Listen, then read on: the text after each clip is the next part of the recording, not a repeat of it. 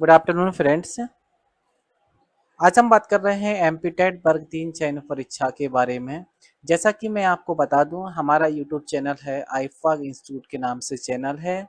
और इस चैनल पर आज से एमपीटेट वर्ग 3 चयन परीक्षा के लिए साइंस सब्जेक्ट को जो कि 30 नंबर का आने वाला है, उसके लिए आपको फ्री और निःशुल्क लेक्चर सीरीज यहाँ पे स्टार्ट हो रही है। ठीक है, तो ज़्यादा से ज़्यादा अपने दोस्तों को शेयर करें और इस चैनल को हमारे लाइक और शेयर भी करें। ठीक है, तो देखिए, आइए हम पहले तो कुछ इसके एग्जाम पैटर्न की बात कर लेते हैं कि इसका एग्जाम पैटर्न क्या है। क्या इस एग्जाम पैटर्न में माइनस मार्किंग भी है? क्या हमारा जो प्रश्न अगर गलत होता है तो उसका नंबर काटा जाएगा? क्या कितने सब्जेक्ट का इसमें सारांश रहेगा, यानी कितने सब्जेक्ट मिलकर के जो है इसमें एमपीटेट वर्ग 3 में आने वाले हैं? तो इन सभी बातों को हम इस लेक्चर में देखने वाले हैं। ठीक है, तो आइए देखते हैं। पहले तो सबसे पहले हम ये बात कर रहे हैं कि एमपी टेट वर्ग 3 एग्जाम पैटर्न के बारे में थोड़ा हम देख लेते हैं। इसमें 5 विषय से, यानी क्या कितना लिखा है कि 5, इसमें लिखा है कि 5 सब्जेक्ट। कितने क्या है? 5 सब्जेक्ट से कितना आने वाला है इसमें? 100 प्रश्न पूछे जाएंगे। ठीक है, प्रत्येक प्रश्न जो होता है वो 1 नंबर का रहेगा। और इसमें यदि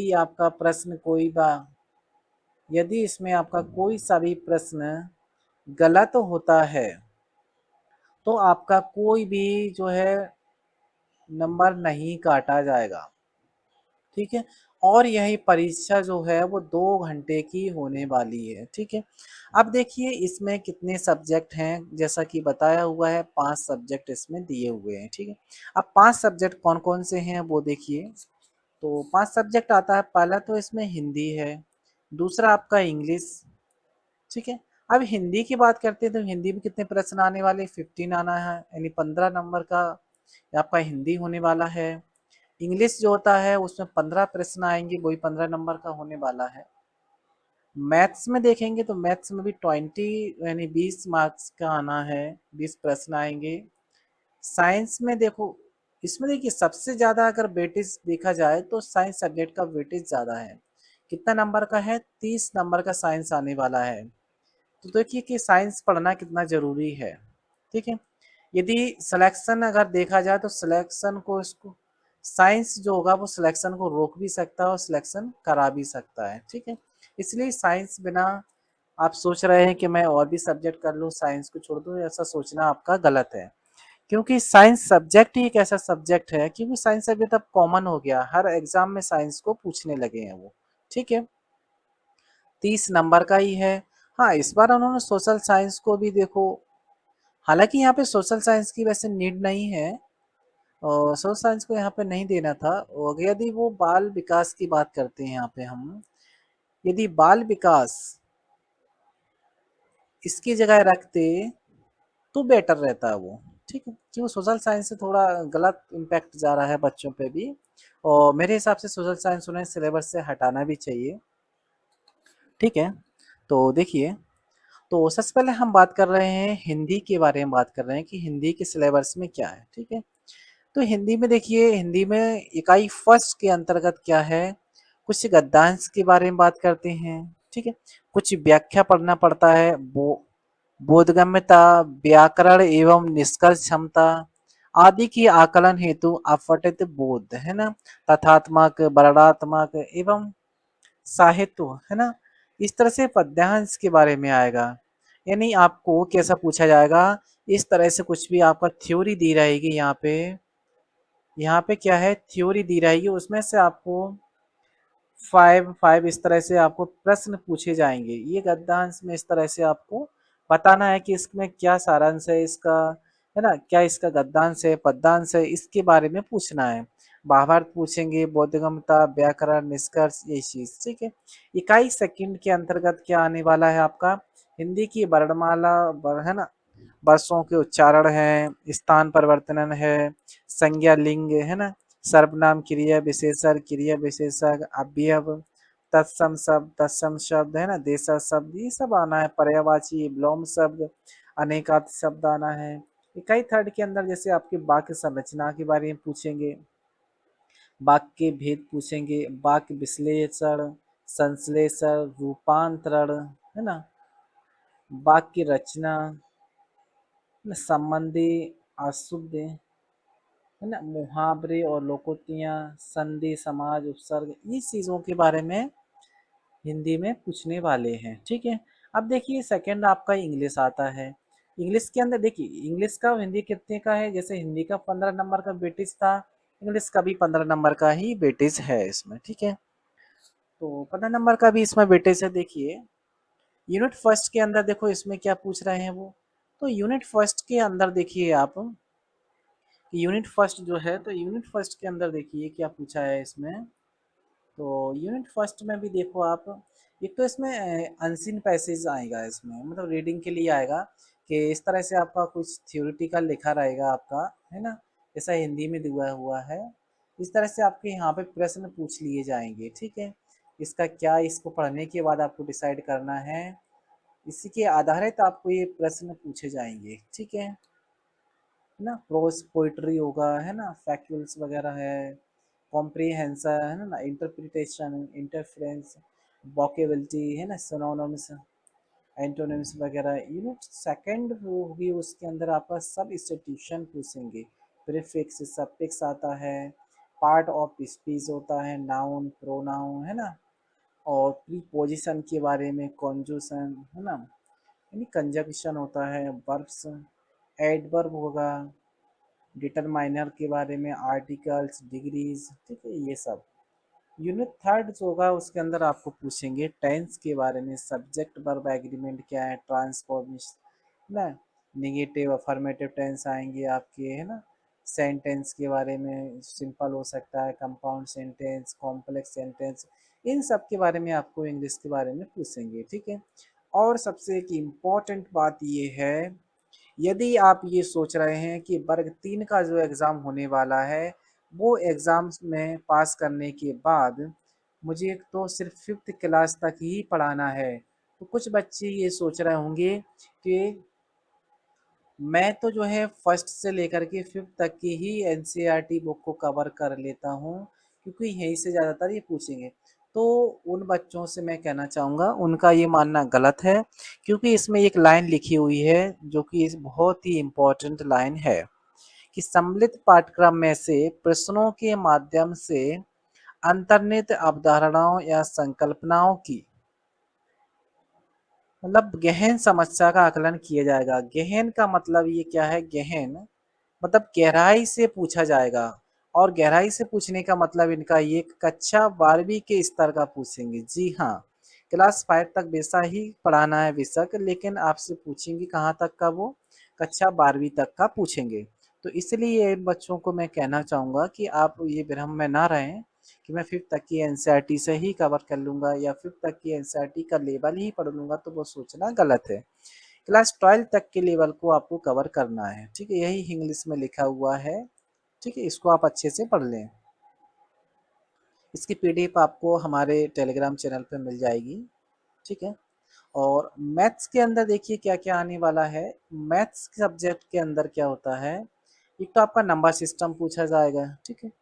अब नंबर सिस्टम में क्या क्या हो सकता है, नंबर पैटर्न आ सकता है, न्यूमेरिकल प्रॉब्लम्स आ सकती हैं, है ना, और टाइम मेजरमेंट मनी आ सकता है, प्लेस वैल्यू के बारे में, है ना, और Arabic number system, international number system हो जाएगा, है, कंपेयरिंग नंबरिंग होगी, लार्ज नंबर इन प्रैक्टिस होगा, रोमन न्यूमेरिकल, है ना, ये सब चीज़ें हैं ना, फैक्टर्स एंड मल्टीपल्स ये है ना, प्राइम कंपोजिशंस होती है, even odd number, test of. मैं ये सब इसलिए जल्दी जल्दी बता रहा हूँ आपको, क्योंकि मैं सिर्फ और सिर्फ साइंस आपको पढ़ाऊंगा, और ये तो मैंने इसलिए बताया है आपको कि कुछ बच्चों को पता नहीं है कि एमपी वर्ग 3 का सिलेबस एक्चुअली क्या है। ठीक है। तो इसलिए मैंने इसको सिलेबस को आज ये डिफाइन किया हुआ है। ठीक है। तो इस तरह से रेशनल नंबर, है ना, स्क्वायर रूट्स, क्यूब रूट, है ना, एक्सपोनेंट और पावर्स होती है, इरिटेशन नंबर होता है, रियल नंबर रिप्रेजेंटेशन होता है, ऑपरेटिंग या फिर रियल नंबर्स होते हैं, फंडामेंटल थियोरेटिकल अर्थमेटिक वगैरह पूछते हैं। ठीक है। इस तरह से यूनिट सेकंड आती है आपकी रेशियो एंड प्रोपोर्शन वाला नंबर। ठीक है। इसमें भी है कंपैरिजन क्वांटिटीज वगैरह, रेशियो, डायरेक्ट इनडायरेक्ट प्रोपोर्शन होता है, ठीक है। अलजेब्रा होगा आपका, जिसके अंदर जैसे मान लो फैक्टोरियल वगैरह होते हैं, पॉलिनोमियल होता है, ये सब आपका जो है अगर देखा जाए तो 11th और 12th की मोस्टली एनसीईआरटी से उठाया गया है। कुछ जो हो सकता है इसकी, अगर क्यों लेबल आपको यहीं का लेना है, 11th 12th का ही लेबल पढ़ना है, ठीक है। ये सब पूछा गया है इसमें, है ना। लीनियर इक्वेशन होगा, graphs linear equation, two variation वाला लीनियर पैरेलल होगा, इक्वेशन रिड्यूसिबल होगा, है ना। क्वाड्रेटिक इक्वेशन होता है, फैक्टोरिएशन होता है, नेचर ऑफ रूट्स का होता है, ठीक है। तो देखिए, फिर उसके अंदर क्या है, यूनिट 4। हालांकि मैथ भी बहुत ज़्यादा दिया हुआ है उन्होंने, ठीक। जैसे सिमेट्री, लाइन एंगल वगैरह पूछते हैं, ठीक है। ट्राइंगल्स पूछते हैं, पाइथागोरस थ्योरीज होती है, कुछ क्वाड्रिलेटरल होते हैं, पैरेललोग्राम्स पूछते हैं, पैरेललोग्राम के एरिया, ट्राइंगल के बारे में बात करके, सर्कल्स के बारे में, कुछ एंगल जो है क्वाड्स और आर्सिस वगैरह होता है, कुछ सर्कल्स के बारे में पूछते हैं, ठीक है। इस तरह से 2D वाला हो सकता है। मेंसुरेशन होगा, है ना। मेंसुरेशन की वजह से हीरोन फॉर्मूला होता है, areas related, surface area, volume, cuboid होता है, क्यूब्स वगैरह, है ना, क्रेस्टम फॉर्म, कन्वर्जन और सॉलिड शेप के बारे में पूछा जाएगा आपसे, ठीक है। और भी है जैसे स्टैटिक्स के बारे में, प्रोबेबिलिटी वगैरह, है ना।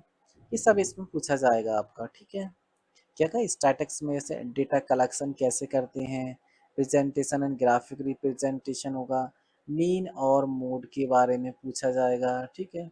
और आपका क्यूमुलेटिव फ्रीक्वेंसी क्या है, प्रोबेबिलिटी क्या है आपकी, एक्सपेरिमेंट एंड थियोटिकल अप्रोच क्या है, रैंडम एक्सपेरिमेंट क्या है आपका, ठीक है। और इसको यहाँ पर भी लिखना था, यूनिट सेकंड को देखिए, 7 को यहाँ पर लिख दिया है कि ट्रिगोमेट्रिक रेशियो क्या है, वैल्यू स्टैंडर्ड एंगल्स के बारे में, ठीक है। और कॉम्प्लीमेंट्री एंगल्स के बारे में पूछा जाएगा, trigonometric identity, Heights and distance के बारे में पूछा जाएगा, ठीक है। अब देखिए कि 3 तो आपके ये पढ़ लिए हैं, अब चौथा आपका आता है सोशल साइंस, ठीक है। जैसा कि मैंने बताया है कि सोशल साइंस के अंदर आपको क्या होता है, ठीक है, कि सोशल साइंस जो होगा, सोशल साइंस सब्जेक्ट के अंदर आपको क्या क्या पढ़ना है, ठीक है। जैसे जियोग्राफी के बारे में, है ना, वही चीज़ जैसे क्या है, जियोग्राफी पढ़ते हैं ना। तो जैसे कि बताया है, जैसे जियोग्राफी है ना, जैसे जियोग्राफी है ना, जियोग्राफी है ना, और जैसे बताया है मैंने आपको, इकोनॉमी होता है, ये कैसा भी देख रहे हैं, सिविल होता है, ठीक है। और आपको जैसे इस तरह से बोलते हैं हम, हिस्ट्री के बारे में पढ़ाती है ये सब। पहले देखिए जियोग्राफी देख रहे हैं, तो जियोग्राफी में क्या होता है कि इंडिया की साइज और लोकेशन के बारे में पढ़ना है ना। और जियोग्राफिकल डिवीजन के बारे में पढ़ना है, हिमालयन और पेनिसुलर रिवर्स के बारे में पढ़ना है, कुछ इंडियन क्लाइमेट्स क्या हैं उनके बारे में पढ़ना है, ठीक है। नेचुरल वेजिटेशंस होते हैं, अर्थ, सोलर सिस्टम, सन, प्लैनेट, सैटेलाइट वगैरह, है ना। और हीट जोन होते हैं। कुछ ग्लोब्स के बारे में पढ़ना है आपको, मैप्स पढ़ना है आपको, फिजिकल, पॉलिटिक्स और थेमेटिकली जो होती हैं वो, थेमेटिक जो होती हैं वो, ठीक है। अर्थ सिस्टम एंड फोर्स के बारे में पढ़ना है। इसके बारे में आप देख लेना, क्योंकि बहुत ज़्यादा दिया हुआ है, ठीक है।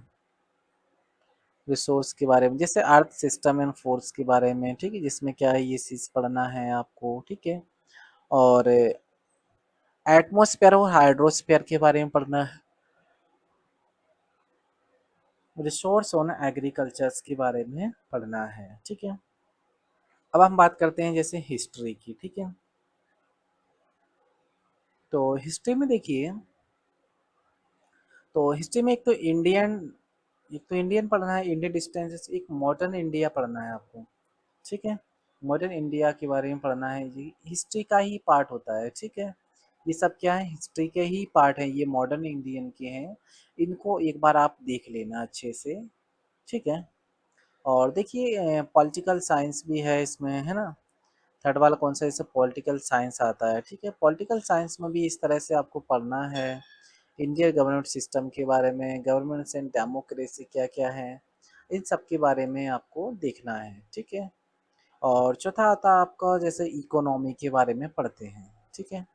क्या कोर कंसेप्ट होते हैं, इकोनॉमी का सिस्टम क्या है, ठीक है, इसमें क्या क्या पढ़ते हैं, ठीक है। प्राइमरी सेकेंडरी टर्टियरी सेक्टर होते हैं इकोनॉमी के। मनी और बैंकिंग, बैंकिंग के बारे में भी पढ़ते हैं इकोनॉमिक्स में। इकोनॉमिक कुछ पॉलिटीज में क्या इसका रोल होता है इकोनॉमिक्स का, उन सब के बारे में हम देखते हैं, ठीक है। अब आपका आता है सब्जेक्ट जो है वो साइंस सब्जेक्ट आता है, ठीक है। जैसा कि मैंने अभी बताया है आपको, साइंस सब्जेक्ट को मैं यहाँ पर पढ़ाऊंगा, ठीक है। ठीक है। अब देखिए साइंस सब्जेक्ट जो होता है, साइंस सब्जेक्ट को देखो यहाँ पे मैं बता देता हूँ कि जो साइंस सब्जेक्ट होता है, उस साइंस सब्जेक्ट को 3 भागों में डिवाइड किया जाता है, ठीक है। ये कौन सा होता है, एक जो होता है आपका बायोलॉजी होता है, एक जो होता है केमिस्ट्री होता है, एक आपका जो होता है वो फिजिक्स होता है, ठीक है। अब देखिए जो साइंस सब्जेक्ट होता है, इस साइंस को कहाँ तक पढ़ते हैं हम, कि ये साइंस होगा उसको हम मोस्टली 6 to 10 तक हम साइंस ही पढ़ते हैं। उसके बाद जब हम 11th में आते हैं तो फिर बायोलॉजी सेपरेट हो जाता है, केमिस्ट्री और फिजिक्स इस तरह से सेपरेट हो जाता है, ठीक है। देखिए साइंस में तो इसी तरह से उन्होंने पूछा है, साइंस में देखो हम क्या है बायोलॉजी की बात कर रहे हैं, पहले बायोलॉजी में क्या क्या आता है, ठीक है। तो बायो के अंदर भी देखिए ह्यूमन बायोलॉजी और इकोलॉजी की हम बात कर रहे हैं, ठीक है। ह्यूमन बायोलॉजी और इकोलॉजी की बात करते हैं, मतलब मानव जीव विज्ञान और पारिस्थितिक जैविक की हम बात कर रहे हैं, ठीक है। इसके अंदर क्या पढ़ते हैं, एक तो बायोलॉजिकल क्लासिफिकेशन के बारे में पढ़ते हैं। बायोलॉजिकल क्लासिफिकेशन का मतलब ये है कि जैविक वर्गीकरण क्या होता है, ठीक है। जैविक वर्गीकरण के बारे में हम पढ़ने वाले हैं यहाँ पे, ठीक है। क्या पढ़ते हैं, जैविक वर्गीकरण के बारे में यहाँ पर पढ़ते हैं, ठीक है। अब देखिए तो जैविक वर्गीकरण में क्या पढ़ने वाले हैं हम, एक तो पादप साम्राज्य वर्गीकरण यानी प्लांट किंगडम क्लासिफिकेशन, इस तरह से एनिमल किंगडम क्लासिफिकेशन के बारे में पढ़ते हैं। दूसरा आपका आता है ह्यूमन बॉडी सिस्टम। अब ह्यूमन बॉडी सिस्टम देखिए digestion, respiration, excretion, circulation, reproduction, nervous system, ये चीज, ठीक है ना।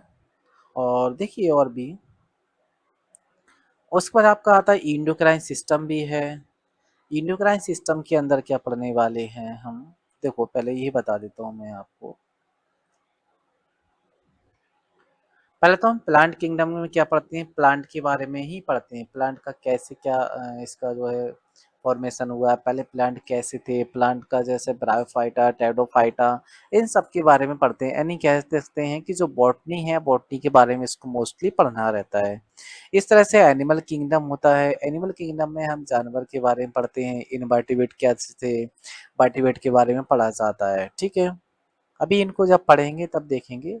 तो ह्यूमन बॉडी सिस्टम में हम डाइजेशन की बात करते हैं, ठीक है, जैसे पाचन के बारे में, श्वसन जो कोई सांस कैसे लेते हैं इसके बारे में पढ़ते हैं, क्या हम यूरिन किस तरह से पास करते हैं, क्या हमारा उत्सर्जन है, ठीक है।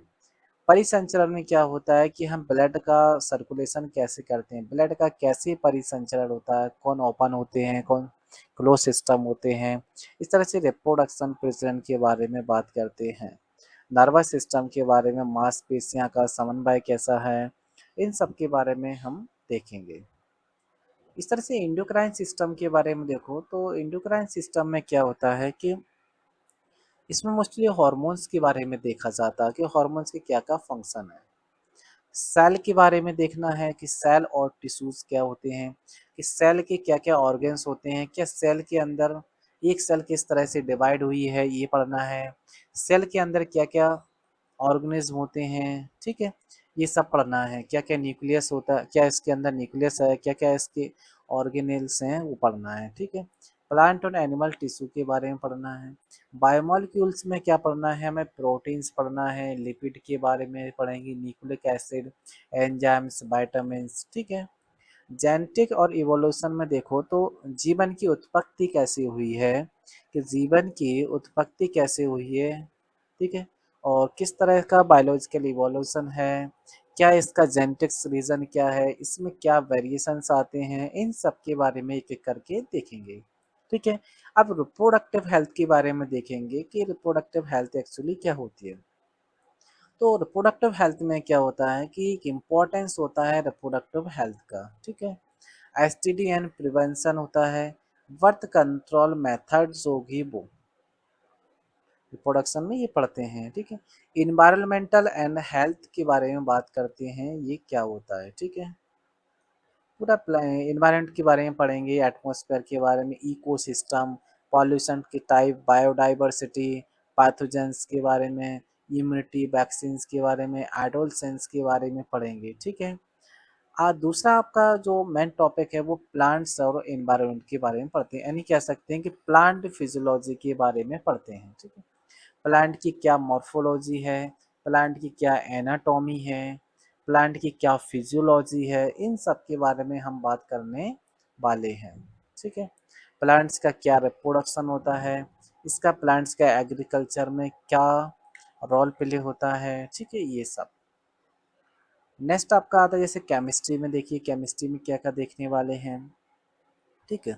तो देखिए केमिस्ट्री में ज़्यादा नहीं है, और मोस्टली बायोलॉजी का जो है, अभी ये क्या है, देखिए एटॉमिक स्ट्रक्चर देखा, एटॉमिक स्ट्रक्चर में पढ़ते हैं, कुछ मैटर्स के बारे में पढ़ लेते हैं, एटॉमिक मॉडल्स क्या होते हैं, थॉमसन, रदरफोर्ड, बोहर मॉडल के बारे में, है ना, और इलेक्ट्रॉन डिस्ट्रीब्यूशंस के बारे में पढ़ते हैं, एटॉमिक मास एंड मास के बारे में, नंबर और मास के बारे में, आइसोटॉप, आइसोबार पढ़ते हैं, बोहर मॉडल्स ऑफ हाइड्रोकार्बन्स होते हैं, एटॉमिक स्पेक्ट्रा क्या होता है, क्वांटम मैकेनिकल मॉडल्स के बारे में पढ़ते हैं। हाइड्रोकार्बन मतलब कुछ ऑर्गेनिक केमिस्ट्री भी है जिसमें हाइड्रोकार्बन्स होते हैं, एल्कीन्स, एल्कीन्स है, केन एल्कीन्स वगैरह पढ़ते हैं। फिजिकल केमिकल प्रॉपर्टीज़ का, इथेनॉल और इथेनॉइक एसिड के बारे में पढ़ते हैं, टॉक्सिसिटी, है ना, कुछ सॉप और डिटर्जेंट के बारे में इसमें पढ़ने वाले हैं, ठीक है।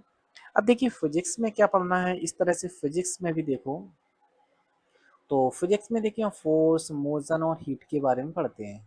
मोशन क्या है, वर्क एनर्जी पावर के बारे में, लॉ ऑफ मोशन क्या है, लॉ ऑफ कंजर्वेशन क्या होता है, ग्रेविटेशन क्या होता है, हीट एंड टेम्परेचर क्या होता है, इन सब के बारे में हम पढ़ने वाले हैं। अब इलेक्ट्रिसिटी, मैग्नेटिज्म, लाइट और साउंड के बारे में पढ़ते हैं। इलेक्ट्रिसिटी, मैग्नेटिज्म में देखिए इलेक्ट्रिसिटी का क्या रोल प्ले होता है, ठीक है। जैसे लाइट के बारे में पढ़ते हैं, ठीक है, रिफ्लेक्शन किस तरह से जाता है, क्या ऑप्टिक फाइबर्स होते हैं, लेंस के टाइप कितने होते हैं, लेंस फॉर्मूला क्या होता है, ठीक है। साउंड के बारे में देखिए साउंड की वेव क्या होती है, ठीक है। साउंड में देखिए इको क्या होता है, अल्ट्रासाउंड और सुपरसोनिक वेव्स क्या होती हैं, ठीक है। तो इन सब के बारे में हम बात कर रहे हैं, ठीक है। जैसा कि ठीक है, ठीक है, देखो, ठीक है, तो आज के लिए इतना ही काफ़ी है, और मैं आपको थोड़ा सचेत कर देता हूँ कि कल 6 अगस्त 2025 से मैं सबसे पहले स्टार्ट कर रहा हूँ आपका ह्यूमन, जो अभी पढ़ा था हमने, ह्यूमन फिजियोलॉजी, जिसमें डाइजेशन के बारे में, ठीक है, रेस्पायरेशन के बारे में, यानी पाचन है, कह सकते हैं पाचन, श्वसन, ठीक है, इन सब के बारे में हम कल से बात करने वाले हैं, ठीक है। तो आई होप कि मैं कोशिश करूंगा कि आपका 1 महीने के अंदर ही आपका पूरा साइंस को कंप्लीट करा दूं, ठीक है। तो ज़्यादा से ज़्यादा अपने दोस्तों को शेयर करना है, और चैनल को लाइक एंड सब्सक्राइब ज़रूर कराएं, क्योंकि और दूसरी बात ये भी है कि हमारा जो टेलीग्राम चैनल है उसकी लिंक मैं प्रोवाइड कर दूंगा, और हमारे यूट्यूब चैनल पे उसकी लिंक भी प्रोवाइड है, तो वहाँ से आप ज्वाइन कर सकते हैं। ठीक है, और लेक्चर जो होंगे आपको फ्री प्रोवाइड कराए जाएंगे। ठीक है, सो आज के लिए इतना ही। Thank you.